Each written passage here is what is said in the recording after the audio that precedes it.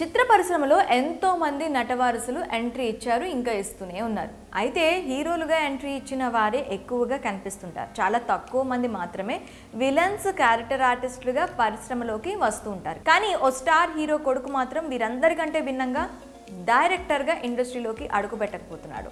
అతడే దళపతి విజయ్ కొడుకు జాసన్ సంజయ్. అతన్ని డైరెక్ట్గా పరిచయం చేస్తూ ప్రముఖ నిర్మాణ సంస్థ లైకా ప్రొడక్షన్స్ ఓ చిత్రం చేస్తున్నట్లు గతంలోనే ప్రకటించింది. ఇక ఇందులో హీరో ఎవరు అన్నది అప్పుడు వెల్లడించలేదు. కానీ తాజాగా అందుతున్న సమాచారం ప్రకారం టాలీవుడ్ యంగ్ హీరో సందీప్ కిషన్ ఇందులో హీరోగా నటించబోతున్నట్లు తెలుస్తోంది. దళపతి విజయ్ గురించి సినీ ప్రియులకు ప్రత్యేకంగా పరిచయం అక్కర్లేదు. తాజాగా ఆయన కొడుకు జాసన్ సంజయ్ త్వరలోనే మెగాఫోన్ పట్టబోతున్నాడు. ఇకపోతే కాలీవుడ్లో భారీ చిత్రాలు నిర్మిస్తుందన్న పేరు లైకా ప్రొడక్షన్ హౌస్కు ఉంది. ఆ సంస్థ ద్వారా సంజయ్ డైరెక్ట్గా పరిచయం కాబోతున్నాడు. అయితే ఈ మూవీలో హీరోగా టాలీవుడ్ యంగ్ హీరో సందీప్ కిషన్ నటించబోతున్నట్లు తెలుస్తుంది.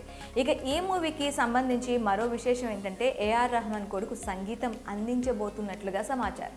అతడు కూడా ఈ మూవీతో ఇండస్ట్రీకి ఎంట్రీ ఇవ్వబోతున్నాడు. ఒక ప్రముఖ హీరోయిన్ కూడా సందీప్కు జోడీగా నటించబోతున్నట్లు టాక్ వినిపిస్తుంది. అయితే ఈ విషయం కాస్త వైరల్గా మారడంతో ఇదెక్కడి క్రేజీ కాంబో మామా అంటూ మూవీ లవర్స్ ఆశ్చర్యపోతున్నారు. అయితే ఇందుకు సంబంధించిన అధికారిక ప్రకటన త్వరలోనే వచ్చే అవకాశాలు కనిపిస్తున్నాయి.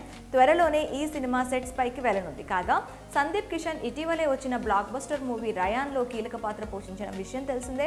ధనుష్ హీరోగా తెరకెక్కిన ఈ చిత్రం 100 కోట్లకు పైగా వసూళ్లను సాధించి ఒకవైపు హీరోగా సినిమాలు చేస్తూనే మరోవైపు ఇతర హీరోల సినిమాల్లో కీలక పాత్రలు పోషించడానికి సందీప్ కిషన్ వెనకాడటం లేదు. ఇదిలా ఉండగా జాసన్ సంజయ్ తండ్రి దళపతి విజయ్ నటించిన లేటెస్ట్ మూవీ ది గోట్కు మంచి టాక్ వచ్చింది. వసూళ్ల పరంగా కూడా విజయ్ అదరగొడుతున్నాడు. వెంకట్ ప్రభు దర్శకత్వంలో వచ్చిన ఈ చిత్రం ఆడియన్స్ను అలరిస్తోంది. విడుదలైన 3వ రోజే 100 కోట్లకు పైగా వసూళ్లను సాధించింది. ఈ నేపథ్యంలో విజయ్ కొడుకు డైరెక్టర్గా ఎంట్రీ ఇవ్వడంపై మీ అభిప్రాయాలంటో కామెంట్స్ రూపంలో మాకు తెలియజేయండి.